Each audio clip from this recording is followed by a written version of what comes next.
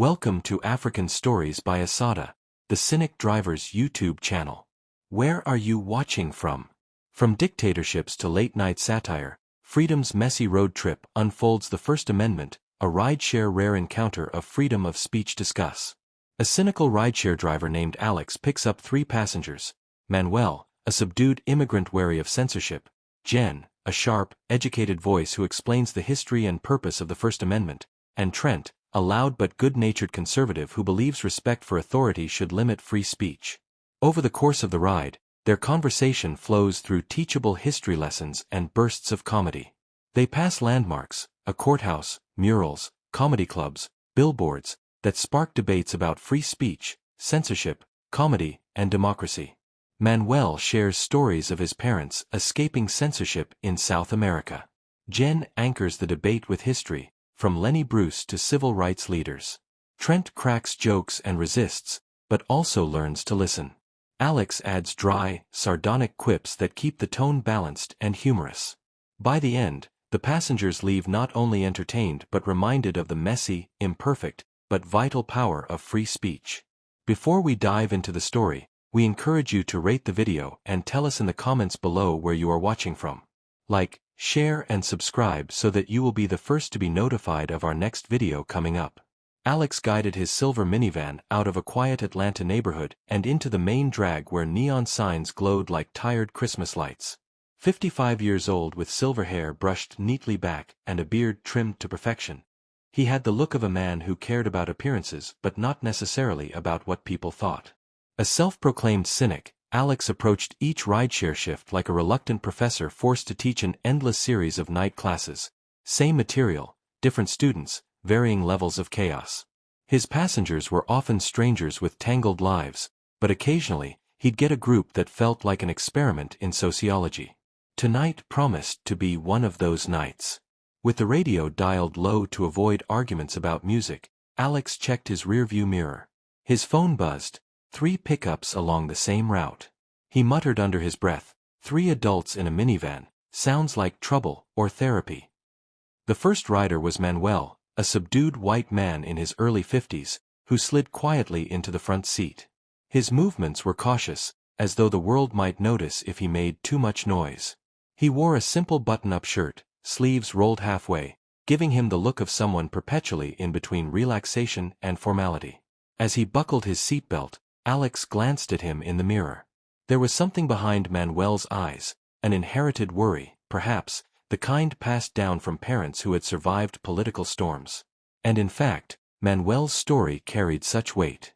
His parents had migrated years ago from South America, a place where newspapers often ran headlines approved by governments and comedians were sometimes silenced with more than just firings. Sitting in Alex's van, Manuel already seemed to be calculating how free America truly was, and whether its promise of uncensored voices was beginning to crack. Next was Jen, who climbed into the passenger seat with the kind of energy that instantly altered the vehicle's atmosphere. She was well-educated, confident, and articulate, carrying herself like someone who had learned long ago that history and law weren't just subjects in books but tools people needed to navigate daily life. Dressed smartly yet casually, Jen radiated an approachable seriousness, the kind of person who could explain the First Amendment in one breath and laugh at a sitcom in the next. Alex immediately sensed she was going to be the lecturer of tonight's makeshift classroom. "Evening," she said brightly, fastening her seatbelt with the crisp efficiency of someone used to debates, deadlines, and dinner plans all colliding in the same day. As she settled in, she cast a quick smile at Alex before turning to glance at Manuel in the back, reading the subdued air around him like an unspoken introduction. Finally, the door on the opposite side slid open, and in came Trent, a man who made his presence known before even sitting down. Loud, boisterous, and dressed in jeans with a baseball cap tilted back, he seemed to treat conversation like a contact sport. His laugh arrived first, deep and rolling, followed by a booming voice that declared, "All right, folks, let's solve the world's problems in this minivan, huh?" Jen glanced sideways at him with a faint smile of someone preparing to parry a dozen loud opinions, while Manuel sighed almost imperceptibly, as though this volume was familiar but exhausting.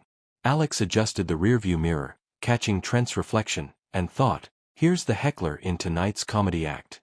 With the van now loaded, Alex eased back onto the road, headlights slicing through the evening haze. He had no idea yet that this ride would veer into a blend of civics lesson, stand-up routine, and therapy session. The silence didn't hold for long.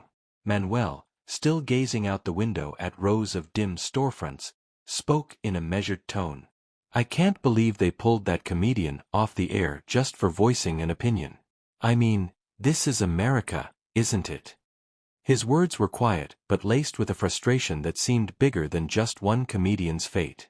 Alex raised his eyebrows, intrigued, while Jen immediately turned slightly in her seat, sensing an opening for discussion. Trent leaned forward with the eagerness of someone about to add fuel to a fire. Manuel continued, my parents left a place where censorship was routine, where jokes disappeared from newspapers before the ink was even dry. To see that sort of silencing here, it worries me. Maybe I was naive, but I thought freedom of speech was untouchable. The weight of his statement lingered in the minivan, demanding response. Jen adjusted her seatbelt as though preparing for a long argument, her tone calm but tinged with urgency. Technically, yes, Manuel, you're right to be concerned. But the First Amendment doesn't cover everything people think it does. It protects speech from government interference, so you can criticize Congress, the President, even the Supreme Court without fear of arrest. But it doesn't mean private companies or sponsors are required to give you a microphone. When a comedian loses their platform, that's usually the market, or public backlash, speaking, not the Constitution. She folded her hands in her lap, watching the road ahead, her voice carrying the clarity of a law professor without the intimidation. It's messy, but freedom always is. Then, almost as if to cut through the heaviness, she added lightly, besides, half the people screaming about free speech on Twitter would block you the second you disagreed with their pizza topping preferences. Trent erupted into a booming laugh. Ha! She's not wrong about that. Pineapple lovers are practically a protected class at this point. Then, shifting gears, his voice took on that familiar combative tone. But come on, let's not sugarcoat it. You can't just say whatever you want these days without someone getting offended. And sure, government's not throwing you in jail, but let's be real. When you lose your career over a joke, doesn't that amount to the same thing? People act like they're so fragile. Politicians, celebrities, they get roasted, and suddenly everyone loses their minds. He gestured animatedly, nearly smacking the seat in front of him. I believe in the Constitution, but I also believe people should know their place. There's a line you don't cross. He leaned back with a huff, as if delivering the final word. Alex, glancing in the mirror, thought, yep. Definitely the heckler. Alex couldn't resist chiming in, his voice dry as the road beneath them. If respect were legally required, Congress would have been cancelled centuries ago. He let the words hang with deliberate timing, like a comedian dropping a punchline. Manuel chuckled softly despite his seriousness, while Jen allowed herself a small smile before shaking her head at Alex's delivery. Trent, predictably, guffawed, slapping his knee. See, now that's comedy, he declared, as if Alex's sardonic quips settled the debate. Alex's eyes stayed fixed on the windshield, but he added, look, I'm just saying, if jokes became criminal, half of Atlanta's open mic scene would already be serving time. The passengers laughed, and the tension that had started to build released, leaving the air lighter. Alex had no illusions of solving constitutional debates, but if he could turn heavy silence into laughter, the ride might just stay tolerable. Jen leaned forward, resting her arm casually against the door as the van hummed along. Joking aside, the founders put free speech first for a reason. They knew power has a way of silencing criticism, and they wanted to make sure that couldn't happen here. Without it, democracy weakens. Speech is how you test ideas, expose corruption, and challenge leaders. It's also how you discover truths that make people uncomfortable. Her tone shifted slightly, becoming almost conversational again. The truth is, laughter has always been part of that process. From Franklin's satirical essays to modern stand-up, comedy points out the absurdities others would rather ignore. She glanced at Alex. If anything, our survival as a democracy depends on our ability to laugh, even if it stings. Alex smirked at the poetic weight of her words. So basically, sarcasm is a civic duty, he asked. Exactly, Jen said, smiling. Manuel, who had remained quiet since his earlier comment, now spoke with renewed intensity. That's exactly what scares me. Every country that lost free speech started by silencing something small. A book, a joke, a play. People thought it was trivial, so they let it go. Then the silence grew. My parents saw it firsthand. Journalists vanished, comedians disappeared, and regular people learned not to speak too loudly. If we start punishing comedy here, it feels like the first pebble in a landslide. His voice faltered slightly at the end, and the weight of his family's history settled into the van like a shadow. Even Trent, usually loud and unbothered, stayed quiet for a moment, chewing on the thought. Finally, he broke the silence with a half-grin. Well, if jokes cause landslides, then my uncle's Thanksgiving routine should have buried the whole town years ago. The van erupted in laughter again. The laughter died down naturally, and Alex guided the minivan smoothly past a glowing courthouse lit with spotlights, its marble columns gleaming against the night sky. He nodded toward it with a slight smirk. There's your reminder of free speech in action, or maybe in recess, depending on who you ask. Jen tilted her head, admiring the grandeur. Courthouses are interesting, she said. They're temples of law, but also battlegrounds for interpretation. Every generation has to decide how much freedom we can handle, and the Supreme Court usually ends up being referee. Manuel leaned closer to the window, his voice tinged with awe. Back home, a courthouse was a place of fear, not fairness. Trent stretched his arms like a man unimpressed by marble. Yeah, well, some of those referees wear the wrong stripes if you ask me. But at least they don't throw comedians in penalty boxes, yet. Jen chuckled at Trent's jab. Actually, the courts have defended comedians before. Think about Lenny Bruce, arrested multiple times in the 60s for obscenity.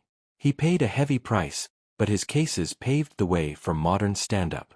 The legal system eventually caught up and recognized that provocative comedy, even when offensive, is still speech worth protecting. She paused, then smiled slyly. Though if you read his transcripts, you'd wonder how anyone laughed at half of it. Alex raised his eyebrows in mock shock. Careful, Jen, you're flirting with hypocrisy. Can't slam comedians and defend them in the same breath. She shrugged gracefully. Hey, I said freedom doesn't guarantee quality. You're free to bomb on stage. Trent nearly doubled over laughing. Now that's the amendment we need, the right to a good punchline.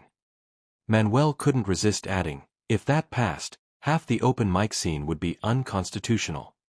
The van rolled past a gas station where teenagers gathered around the pumps, their phones glowing as they filmed each other. The group's laughter echoed faintly through the closed windows. Alex smirked, shaking his head. See, there's the next generation of free speech warriors, TikTok constitutional scholars in hoodies. Jen stifled a laugh. Well, it's true, technology has changed the battlefield. Platforms like Twitter, YouTube, and TikTok are private companies, not governments. They can ban or boost whoever they want. That's why the free speech debate feels so confusing, because we're fighting it on new turf. Manuel frowned thoughtfully. But doesn't that give a handful of corporations the power to decide what's acceptable? That feels dangerous. Trent groaned dramatically. Dangerous. It's hilarious. Teenagers doing dance routines now decide the fate of civilization. Forget elections, we'll just vote with emojis. Alex deadpanned, careful Trent, that might actually be next year's ballot. Manuel, still chewing on the point, spoke slowly. But think about it, if platforms become the gatekeepers of speech, then the First Amendment feels less real. My father once told me, when your voice depends on permission, you're not free, you're tolerated. That's what worries me. His voice cracked slightly, and the van grew quiet again. Jen softened her tone. You're right, Manuel. The founders never imagined the internet. They built protections against kings, not algorithms. But the principles are the same. we have to fight to keep space for dissent alive. Trent broke the solemn moment with a snort. Algorithms, kings, it's all the same. Both decide what you see, both make you miserable, and neither one cares if you complain. Alex grinned at the simplicity of Trent's summary. Well, at least kings didn't send you push notifications at 3 a.m., he said, prompting laughter around the van. As the laughter tapered off, they passed a mural painted across a brick wall, faces of civil rights leaders, microphones in hand, protest signs raised high. The van grew reverently silent for a moment, each passenger reflecting.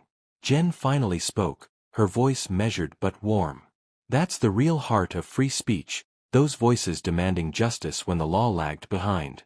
Without their courage, we wouldn't even be having this debate in the comfort of a rideshare van.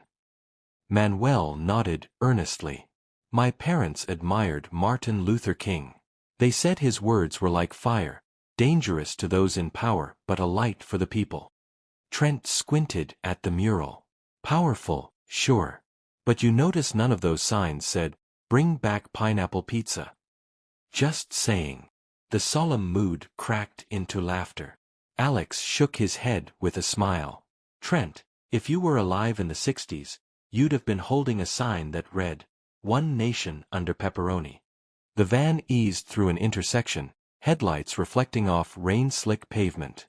A church marquee flashed in bold red letters, "Truth will set you free." Alex pointed with a wry smile. There's your answer, folks. The marquee has spoken. Jen grinned. It's a good reminder. Truth and free speech go hand in hand, you can't have one without the other. Manuel nodded thoughtfully. In my father's country, they changed the meaning of words so much that truth lost its power. If people don't know what's real, they stop trusting everything. Trent chuckled.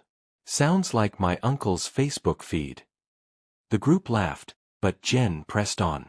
It's why speech is dangerous, but necessary. Lies spread fast, but truth needs space to breathe. Alex smirked. And apparently, neon lights. The passengers chuckled again, the marquee's glow fading in the rearview as if punctuating the thought with a silent amen. A few blocks later, the van slowed near a comedy club, its neon sign buzzing faintly while a line of eager patrons wrapped around the block.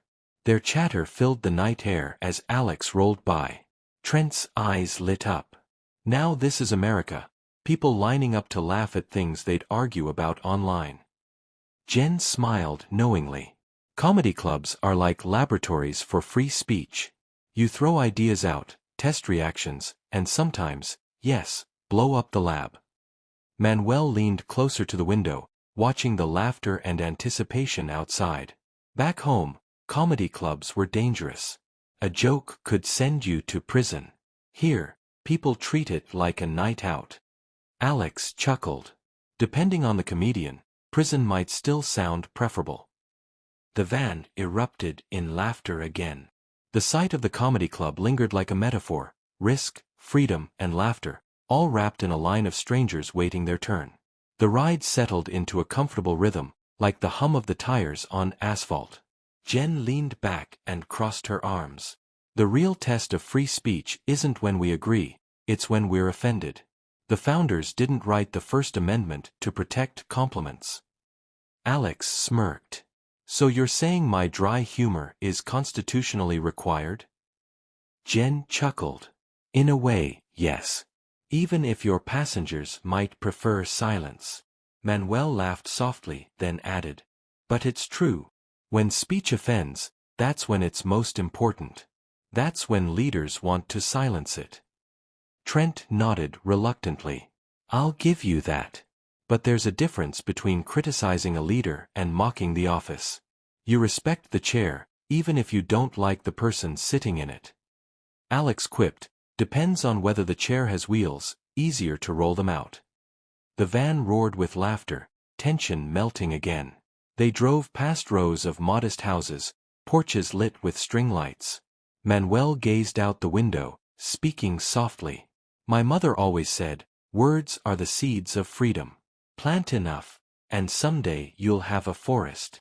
That's why she insisted I learn English, to use words as tools, not weapons. Jen's smile softened. She was right. Language builds bridges. It also knocks down walls. Trent, ever the contrarian, shrugged. Sure, but sometimes words are just noise. My boss talks for 30 minutes, and all I hear is blah blah. Where's the freedom in that? Alex grinned. Freedom to nap. The group laughed, but Manuel held onto his thought. Even noise matters. It means people are allowed to speak, even if we don't want to hear it. Silence is worse. The van grew quiet again, not with tension but with shared respect, the hum of the road filling the space.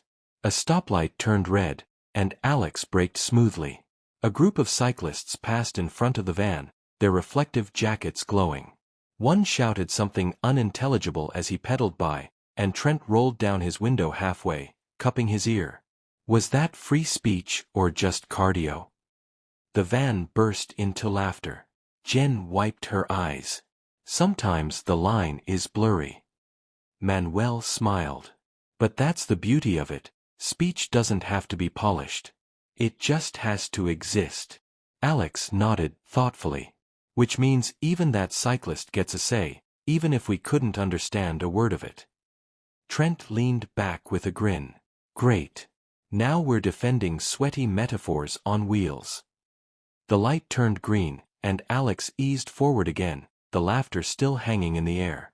The conversation felt lighter, but beneath it all, a shared recognition lingered. Freedom wasn't tidy, but it was alive.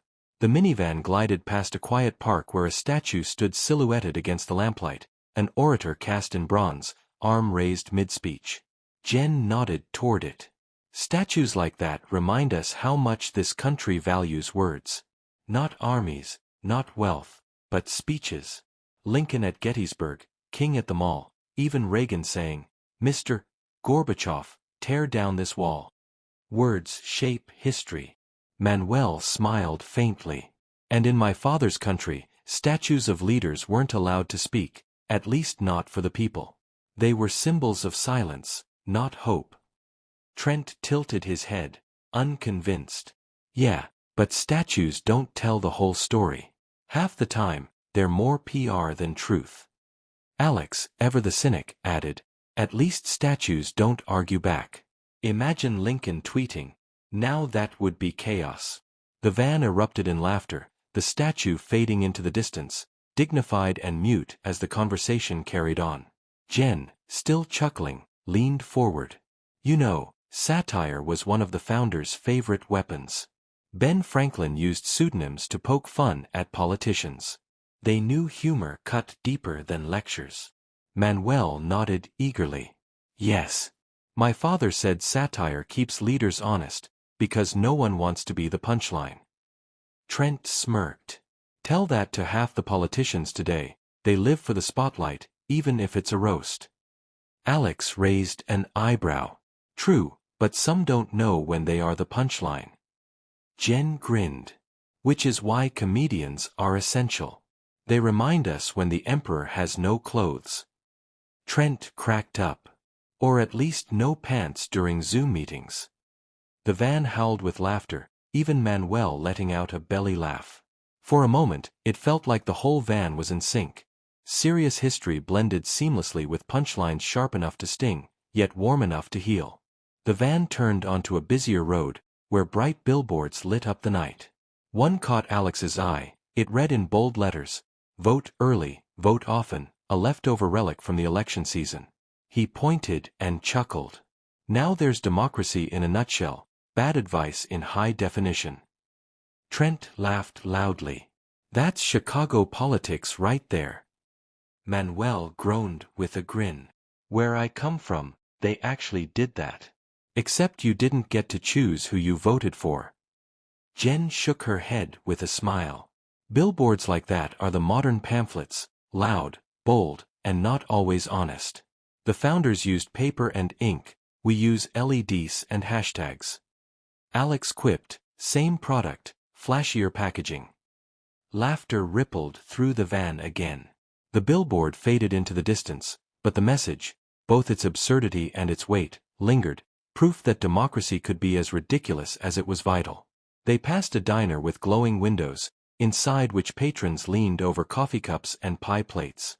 Alex gestured toward it. There's another temple of free speech, the late-night diner booth. More debates have been settled, or started, over pie than in Congress. Jen chuckled. True. The founders wrote essays in Federalist papers. Today, people argue over waffles at 2 a.m. Trent added with a grin.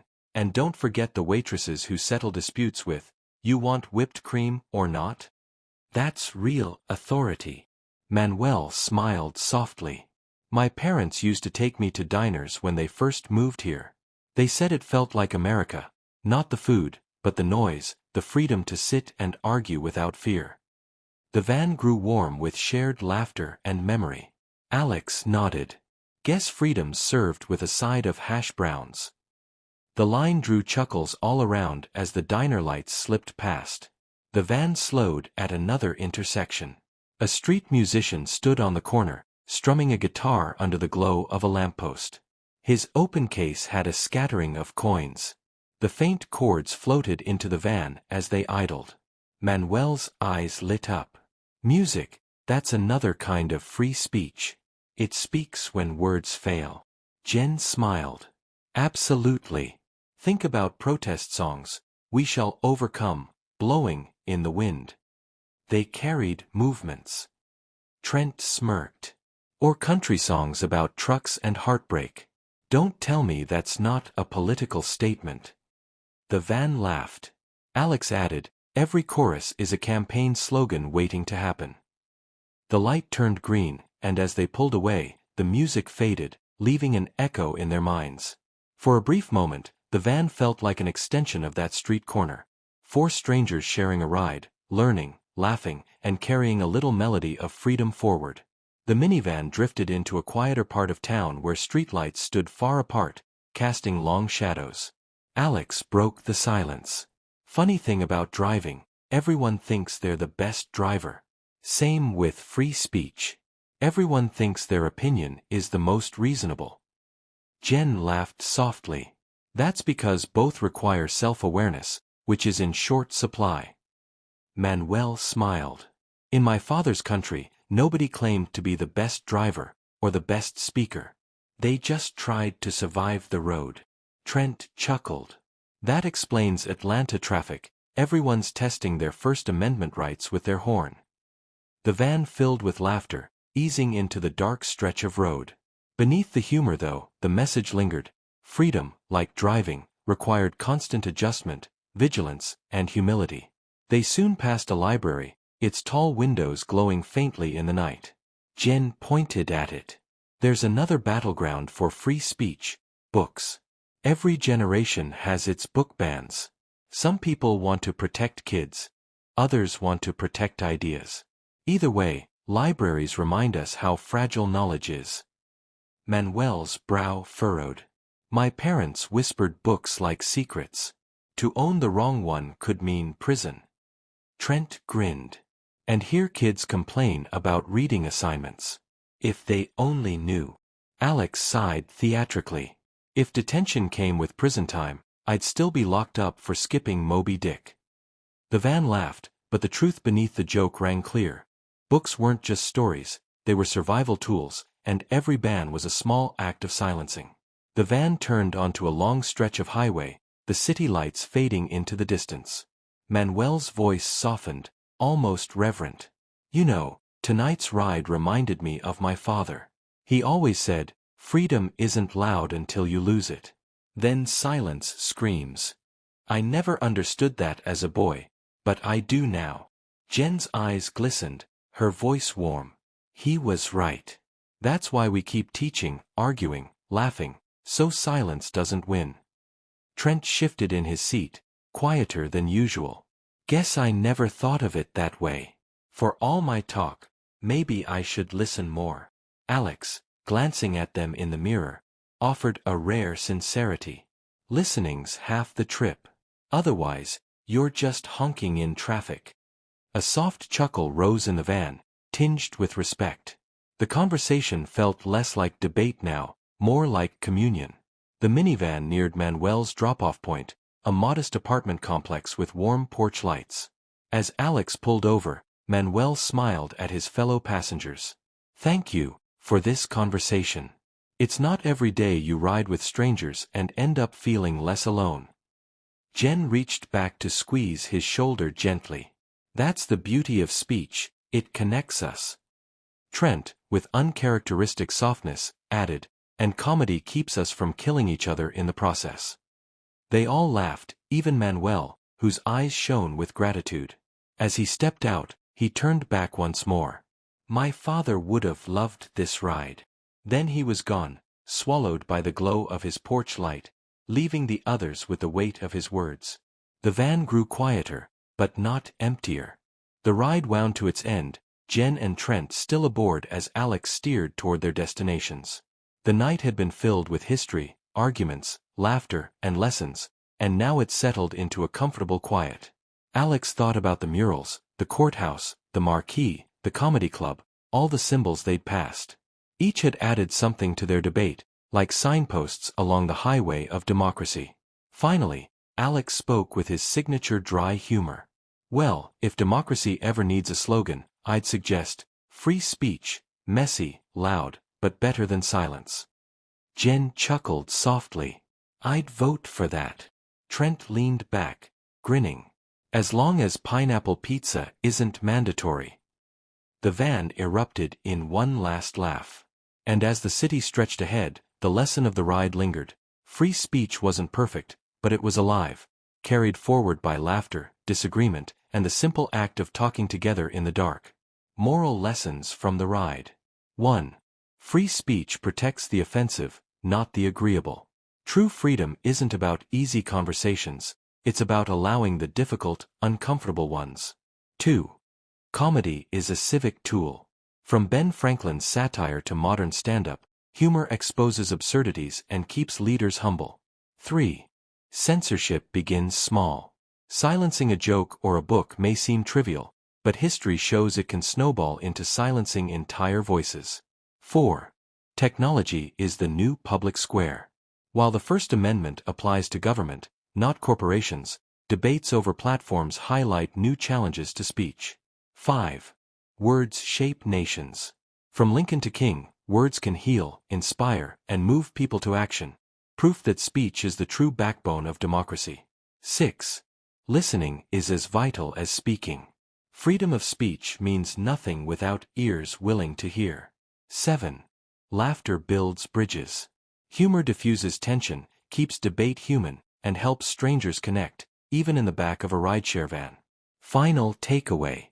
Free speech is not clean, polite, or perfect. It is noisy, flawed, and sometimes offensive. But it is also the heartbeat of democracy. Protecting it means embracing both the discomfort and the laughter, because in the end, our voices, and our ability to hear one another, are what keep freedom alive. Thanks for watching. Please leave comments. Like, share and subscribe so that you will be the first to be notified of our next installment, coming up.